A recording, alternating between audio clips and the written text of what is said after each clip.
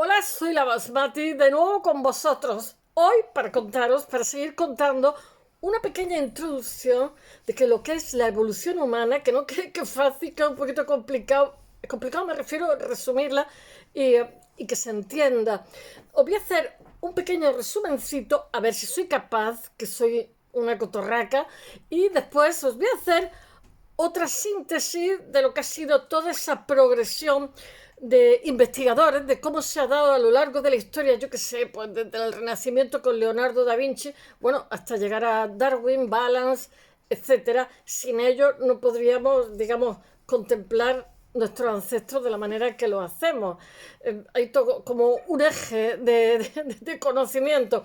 Bueno, ahora estamos en los albores de la humanidad, estamos hace 7 millones de años, se calcula, y bueno, venimos de un palo común, y ahí es cuando nuestro linaje se separa de los chimpancés.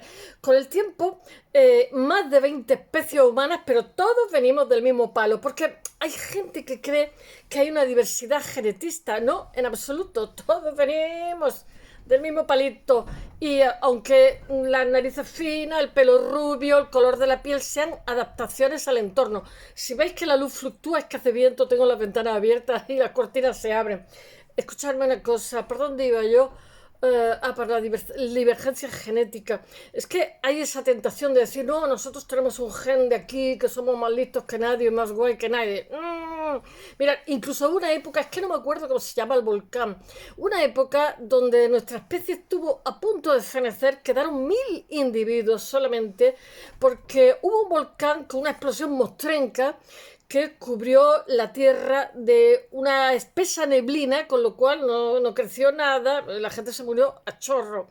Es que no me acuerdo cómo se llama el volcán. Entonces fue como una especie dentro de lo que es nuestra especie, un cuello de botella. 1000 individuos quedaban en toda la Tierra. Pero después nos reproducimos como los panes y los peces, cuando la cosa cambió. Lo de los volcanes no es nada baladí, ni lo de los meteoritos que caen, que les costó la vida a los dinosaurios. Bueno, que son anteriores a nosotros. Con el tiempo, más de 20 especies humanas comienzan a destacar, pero la mayoría se extinguen y otras serán nuestros ancestros. Nosotros somos una especie de Frankenstein que llevamos trocitos de uno y de otro, unos más que otros.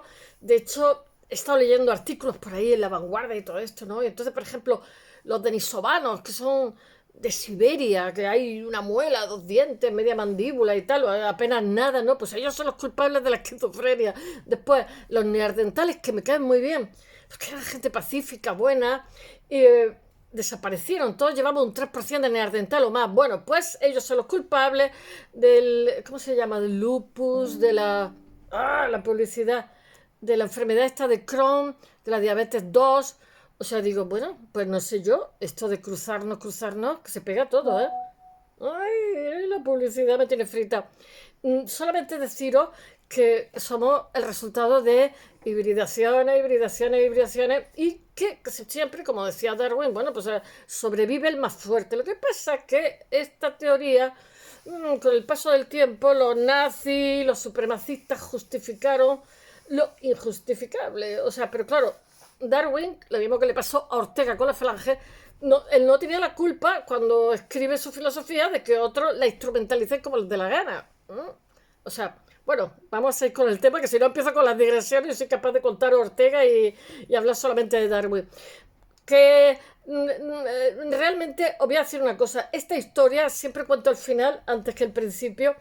Esta historia termina cuando hace bastantes miles de años, pues el ser humano evoluciona, etcétera, etcétera, y entonces sabe hacer fuego, utiliza las piedras, crea armas, etcétera, es bípedo, alcanza, digamos, come carne, alcanza un tamaño fuerte de a lo mejor 80-90 kilos, buena estatura, buena complexión, anda erguido. Entonces ya toda esta historia empieza un poquito en África y después, digamos, emigran a todos sitios, ha habido y por haber, yo que sé, Europa, Asia y más tardíamente a América por el estrecho de Bering, porque en las glaciaciones hay como una especie de puente que cuando, digamos, el nivel del agua aumenta, pues desaparece, ¿no? Pero también os tengo que contar que por ese estrecho de Bering, pues entran diferentes oleadas, que el estrecho de Bering realmente es el que une las zonas de Siberia, Kamchatka, la península, etcétera, con Alaska, etcétera. Entonces,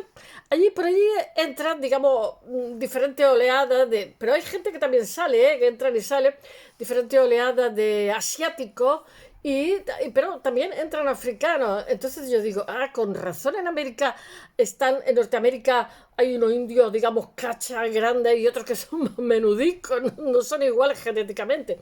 En fin, no me hagáis caso, pero lo tengo que contar, pero eso más adelante, cuando os introduzca en todo lo que es esta historia.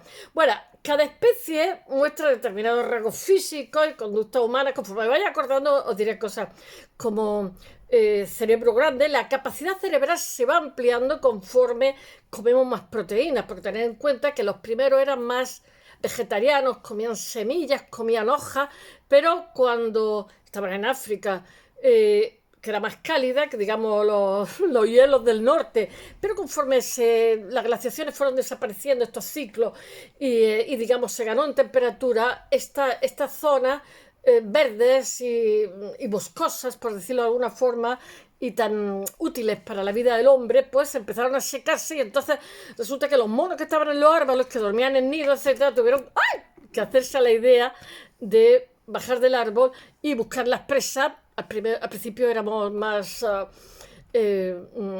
carroñeros, esa historia mítica que hay de los hombres primitivos cazando mamut. Seguramente los comíamos lo que otros dejaban, o los comíamos lagartos, cosas pequeñitas, nada. Pues no teníamos armas, ni éramos bípedos, pues ¿cómo íbamos a buscarnos la vida? Lo que pasa es que con el paso del tiempo siempre se ha creído una cosa: nos hemos ido haciendo erectos cuando bajamos del árbol. Y en el momento que no andamos, es como los monos con estas falanges, y se transforma todo lo que es nuestra columna vertebral con los discos más redondos, el foramen magnum, que es por donde entra la columna por detrás, en vez de estar como en los monos, digamos, que pinchan así, o sea, está perpendicular, digamos, se transforma el organismo, la cadera se hace más poderosa para aguantar a los órganos internos, etcétera. Pero las mujeres sacamos la peor parte, porque el cráneo crece y crece con tanta proteína, pero nuestra pelvis no, con lo cual los partos son dolorosos, largos, y tienen que ayudar para que los nenes nazcan, y muchas veces les cuesta la vida. ¿Por dónde iba yo? Bueno, vamos a ver una cosa. La especie humana, conforme se va desarrollando, tiene los dientes más pequeñitos, porque no los utiliza ni para cazar ni para luchar, sino los utiliza solamente para comer. Entonces los incisivos se hacen más pequeños, no puntiagudos.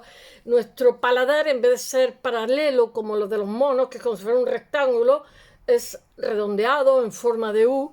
Los dientes y las raíces son más pequeñas. Somos bípedos. Por eso Lucy, que la descubrieron en los 70, estaba embarazada, se cayó del árbol, porque ya no tenía este dedo gordo en el pie, sino que se le había unido, tenía un pie como nosotros, y ya no era tan hábil moviéndose por las ramas, aunque tenía nido en la rama, y murió del golpe al caer de una altura como de 13 metros. Bueno, y sobre todo, cuando, digamos, somos erectos y estas extremidades se liberan, los arqueólogos y todas estas disciplinas que confluyen en una para darnos respuestas de lo que es nuestro pasado, creyeron que en ese momento nos pusimos a hacer instrumentos, o sea, coger una piedra de sílex, golpearla y hacerle un filo que serviría para cortar la carne, o serviría también, yo que sé, las pequeñitas para puntas de flecha, etcétera, etcétera. Sí, pero tardaríamos 2 millones de años más. O sea, que eso no fue inmediato. Este instrumento permitió muchas cosas, porque liberar estas extremidades, pues no sé, permitió muchas cosas, desde llevar niños en brazos hasta comer, hasta, en fin, utilizar el ingenio. Los homínidos se distinguen en 3 grandes grupos, que seguramente, no sé si lo dije el otro día, que son los Preaustralopithecus, los Australopithecus y el género Homo. Ahora mismo los únicos que existieron, los únicos que han predominado, aunque estamos mezclados, hibridados, es el Homo sapiens, ¿no? Pero tenemos un poquito de todo. Nuestros primeros parientes vivieron entre hace 7 y 4,4 millones de años, que son muchos, en África meridional, en la parte esta que hay pues Kenia, Chad, Sudáfrica, etcétera. Comparten un ancestro común con los chimpancés y tienen muchísimos rasgos similares con escasa capacidad craneana. Pero mira, lo de la escasa capacidad y la capacidad no está claro, porque se han dado casos de homos, me parece que estaban en Asia, que tenían un cráneo muy pequeñito, porque ya sabéis que los asiáticos son más menudos que nosotros, que somos más vastos que un arao. Y sin embargo, la cantidad de instrumentos que se ingeniaron para cazar, para luchar, para defenderse, etcétera, pues era maravillosa. Quiero decir que su coeficiente era exactamente igual que el que tenía una capacidad craneal más grande, pero el hecho real es que conforme, desde que nos bajamos del árbol y comenzamos a comer proteínas, nuestro cráneo se hace el hueso más fino, pero más capacidad craneal, de un litro 300, como se diga, unos 300 huesos. Y además se ve perfectamente la evolución. También al principio estamos prognados, ¿no? No sé si sabe también si eso es por la endogamia, no lo sabemos, pero el hecho real es que Oriente influye porque nuestras caras se hacen también más rectas. Bueno, vamos a hablar, ya me estoy yendo. Los fósiles, mira que quiero resumir, ¿eh? Los fósiles demuestran que algunos homínidos empiezan a desarrollar rasgos humanoides como los caninos pequeñitos, pero lo usan más para comer, como os he dicho antes, que para luchar o para cazar. La siguiente fase de los homínidos implica a los Australopithecus, que viven entre el 4,4 millones de años y 1,4 millones de años. Van a coincidir, ahora lo veréis, porque se dan varios, digamos, individuos en la misma época, son coetáneos. En el continente africano, nuestra Lucy es una alfarensis. Bueno, como sus antiguos compañeros, los Australopithecus, a raíz de Lucy, hubo 250 descubrimientos, una cantidad de investigaciones en África tremenda, tremenda. Lucy está guardada en una caja fuerte, me parece que en Etiopía, en Etiopía, sí, no me acuerdo cuál es la capital. Cuando fue Obama allí de visita se la sacaron, se la enseñaron su Lucy. Lucy que era pequeñita, a lo mejor pesaba 42 kilos, pero ya andaba derecha, ya tenía los pies como nosotros y ya tenía rasgos muy parecidos a los nuestros. Como sus antiguos compañeros, los Australopithecus, lo que pasa es que tienen rasgos todavía un poquito de simio, pero el cráneo, la columna vertebral, ya están erguidos, ya están derechos. Y las piernas indican una tendencia hacia rasgos humanos de locomoción bípeda constante, o sea, ya andan derechos, corren, etcétera. La tercera y actual fase realmente de la evolución humana implica a los miembros del género Homo. La primera especie del Homo data de hace 2 millones de años y es coetánea al Australopithecus, como os he dicho antes. A diferencia de los homínidos, a diferencia de los homínidos anteriores con rasgos físicos simiescos, la especie del Homo, en España tenemos el antecesor que está en Atapuerca, que os tengo que hablar de Atapuerca. La especie Homo se vuelve más humana. Su capacidad craneal aumenta más que en otros homínidos. Crean una tecnología sofisticada de herramientas de piedra y llegan a ser los primeros en controlar el fuego. Claro, ya teniendo herramientas, controlando el fuego, eso son ya tecnología punta. Estas modificaciones y tecnologías, esas modificaciones de conducta ¿cómo se llama? Y tecnológicas de poder construir armas para defenderse, permite a algunas especies poder salir de su lugar, porque antes estaban condicionados de que no encontrarían alimento, no podrían sobrevivir porque serían devorados por otros depredadores, ¿no? Y el hecho real es que la verdad es que me llama la atención porque cuando desaparecen, me parece que hace 10.000 años, que no es mucho dentro de lo que es los neandertales, desaparecen también los mamíferos grandes. Qué casualidad, ¿eh? Teníamos la manita larga para matar, incluso con las puntas o sea, ¿cómo se llama? Con flechas de piedra y cosas de estas, ¿eh? Éramos depredadores. Bueno, ellos ya conociendo el fuego y teniendo armas para luchar, se atreven a viajar y explorar el resto del mundo. Si es que hemos tenido siempre una vena loca. Aquí los Homo. Bueno, hay 20 especies de homínidos que realmente pisan el mundo en este momento y han desaparecido, no sabemos nada de ellas. Y solo queda una, bueno, algunas sí que sabemos. El Homo sapiens, que está formado por 3 millones de años de evolución. No, el sapiens, que se ha formado tras millones de años de evolución, y se embarca en un viaje de exploración e industria por los continentes que sus ancestros jamás habrían imaginado. Solamente deciros que, por ejemplo, ahora os voy a contar un poquito una síntesis de lo que es la historia, de cómo piensan el pasado nuestros sabios que nos precedieron, ¿no? Y Anaximandro, en el siglo IV a.C., dice, los primeros animales, ¿cómo repensaban? Se producen en la humedad, están cubiertos de tegumento espinoso y al cabo del tiempo se extienden por la tierra. Cuando el tegumento se abre, cambian rápidamente su modo de vida. El hombre al principio se asemejaba al animal, al pez. Toma ahí. Después Pitágoras, en el siglo V a.C., dice, Pitágoras, que era de la Magna Grecia, que es lo que hoy se conoce como Sicilia, porque era parte de Grecia en aquel entonces. Porque realmente los griegos van a sustituir a los fenicios en lo que son las colonias mediterráneas. Y entonces en algunos sitios como Sicilia, que está en el centro del Mediterráneo, lo que hacen acaba siendo griega. Sicilia es maravillosa, tiene los mejores templos griegos, conservados mejor que en Grecia.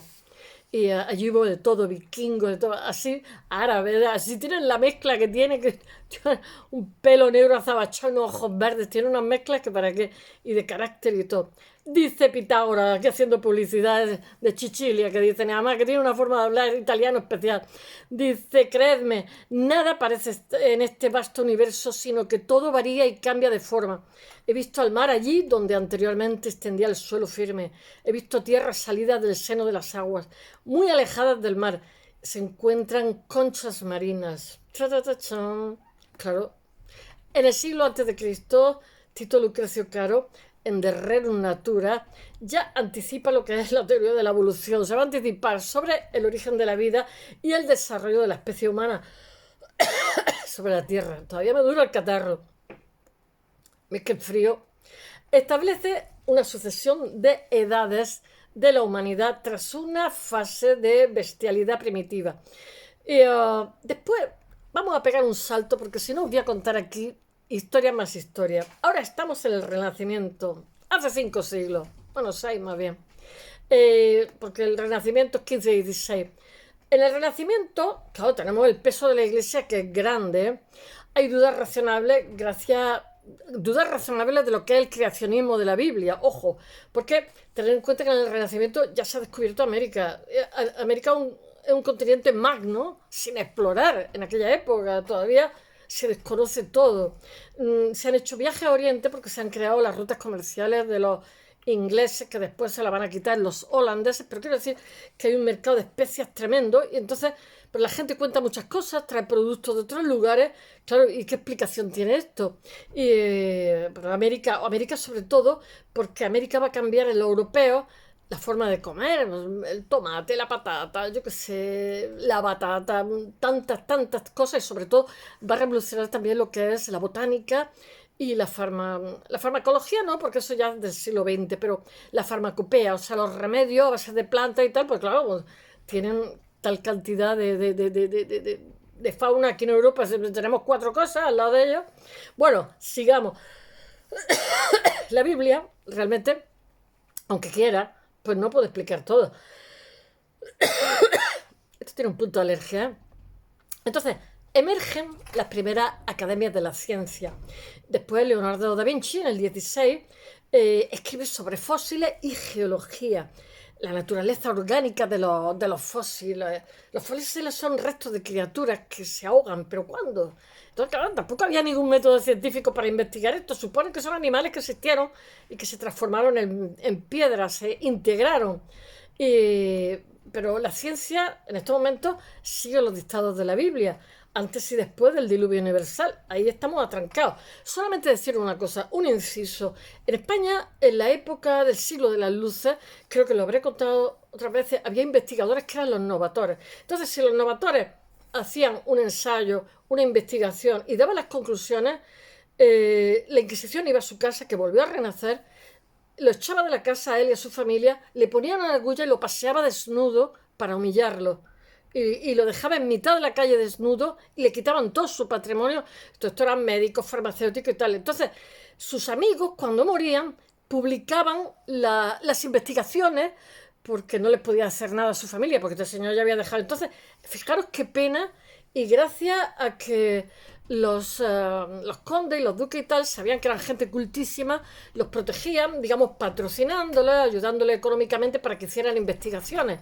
Y entonces quiero decir que en España teníamos gente, estábamos ya casi al borde del siglo XIX, teníamos gente preparada que no podía abrir la boca porque si hacía una investigación le costaba prácticamente la vida, el patrimonio, a él y a su familia y todo.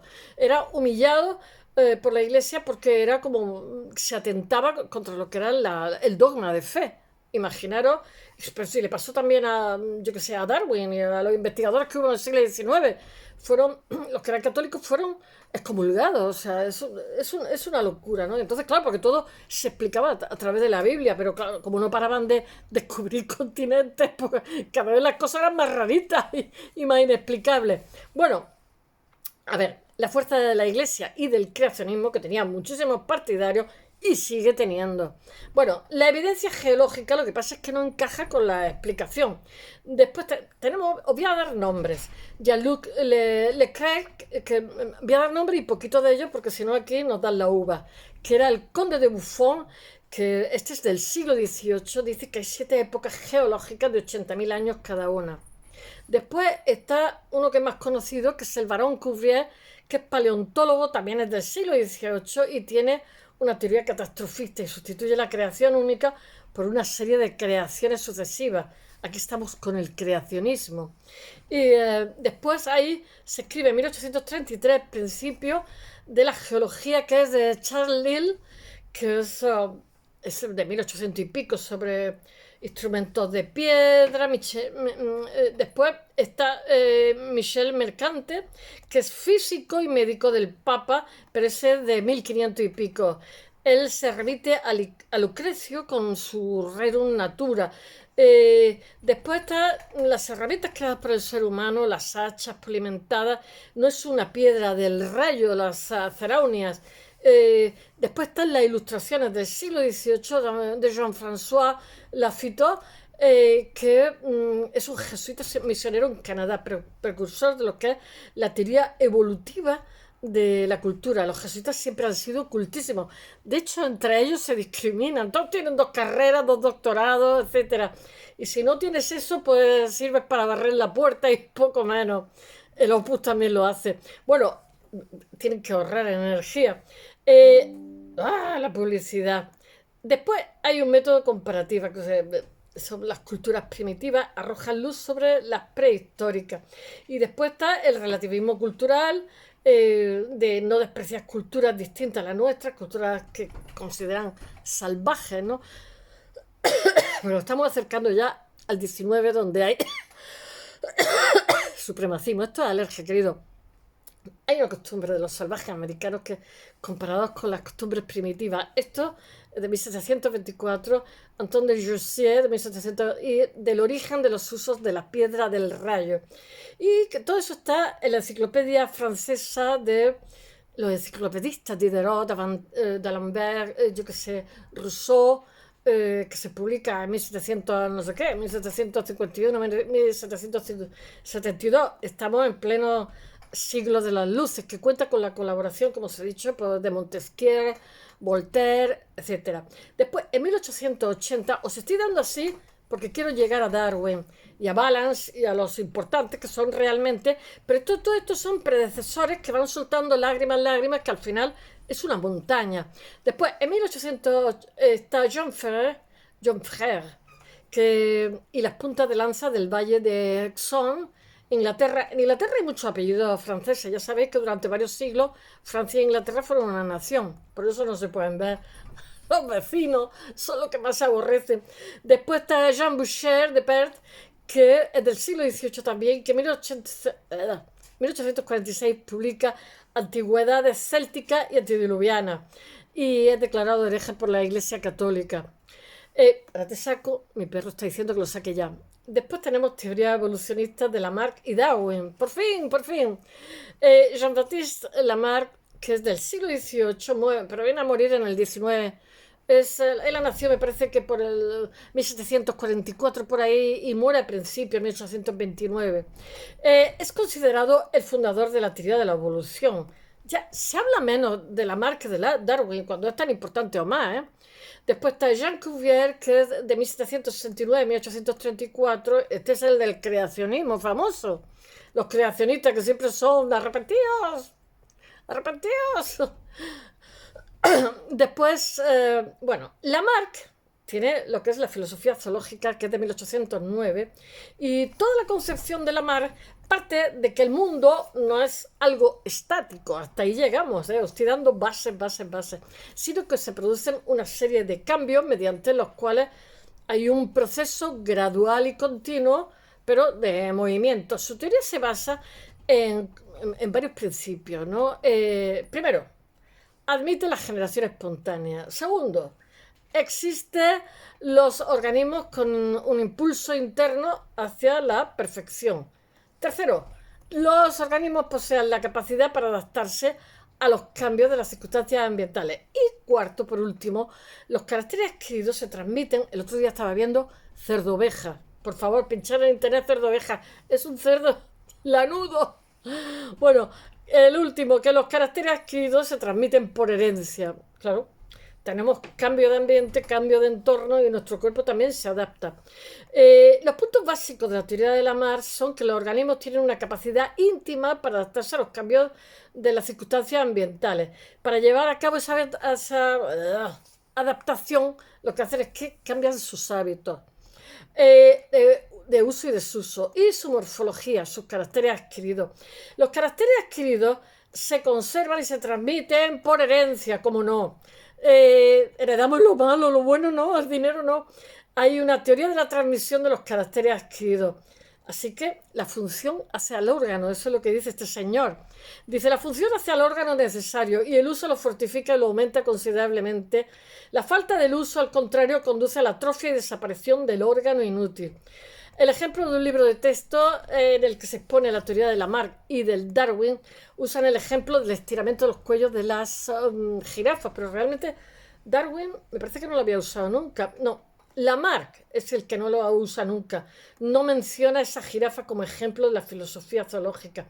Y es Darwin quien en la sexta edición del Origen de las Especies, que supone un cataclismo en Inglaterra y en el mundo en general, hay un antes y un después, la usa como ejemplo para defender su concepto de la selección natural, está claro. Porque todo esto va a dar lugar a toda una serie, a lo que os he contado antes, a toda la teoría de la evolución. Charles Darwin ha nacido en 1809, va con el principio del siglo y muere en el 82, o sea, con 73 años. Le pasa de todo, le pasa de todo. Le pasan muchas cosas malas también, pero era una cabeza privilegiada, afortunadamente. Su abuelo, que era Erasmo Darwin, ya os conté hace días que había hablado sobre este tema, o sea, que Darwin crece ya mamando esta historia. Erasmo Darwin es el abuelo de Charles y es el que publica Zoomanía o las leyes de la vida orgánica. En 1871 se publica La descendencia del hombre. Los puntos principales de la teoría del Darwin son la comunidad de descendencia, bueno, lo voy a decir así a grosso modo, porque hay más, que hay una selección natural como eje de la evolución y la comunidad de descendencia son un antepasado común. Tenemos un antepasado común mono con los monos, con los simios antropomorfos. Hay una caricatura de Darwin, hay una fuertísima oposición de los medios oficiales, de toda la sociedad que se le echa encima, pero hay una gran polémica. La polémica siempre es muy saludable, una gran polémica que lo defiende. Y bueno, como se dijera, en 1951 hay una encíclica que se llama Humani Generis, que digamos, da marcha atrás de todo lo que había dicho con anterioridad del siglo anterior sobre Darwin. Se pone al día. Después está alguien que es muy importante, que no sé por qué se habla menos. Un día tengo que hablar solamente de él, que es Alfred Russel Wallace. Y su experiencia los tiene en las Indias. Este es simultáneo con el coetáneo en el tiempo en los descubrimientos, las conclusiones, solo que él está en las Indias Orientales y llega a unas conclusiones muy parecidas a las de Darwin, de manera paralela, también muy geniales. En esta época está también, es coetáneo, ellos dos, a Darwin y a Wallace, ¿cómo se llama? El fraude de Piltdown, que es estamos en plena época victoriana, en pleno boom de imperio inglés. Entonces todo el mundo tenía cráneo y tal, Inglaterra, ¿no? Pues ¿qué es lo que hace? Pues hay un señor que se inventa que se han encontrado un cráneo con mitad cabeza de mono, mandíbula humana, etcétera, etcétera. Después se vio que era mentira.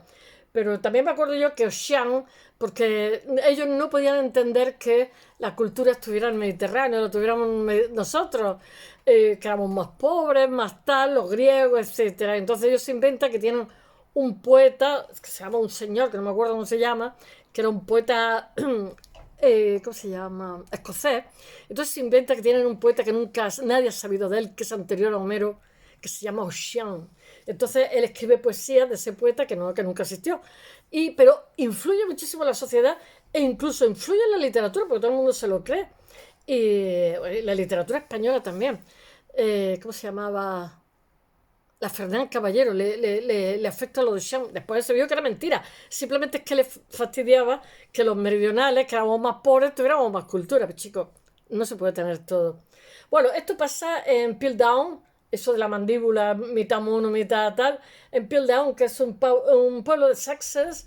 eh, bueno, y el concepto del eslabón perdido se considera hoy en día científicamente incorrecto porque no hay uno, sino muchísimos, porque la evolución humana es, como diría Spinoza, es que no sé cómo se dice la palabra, es ramificada en muchas direcciones.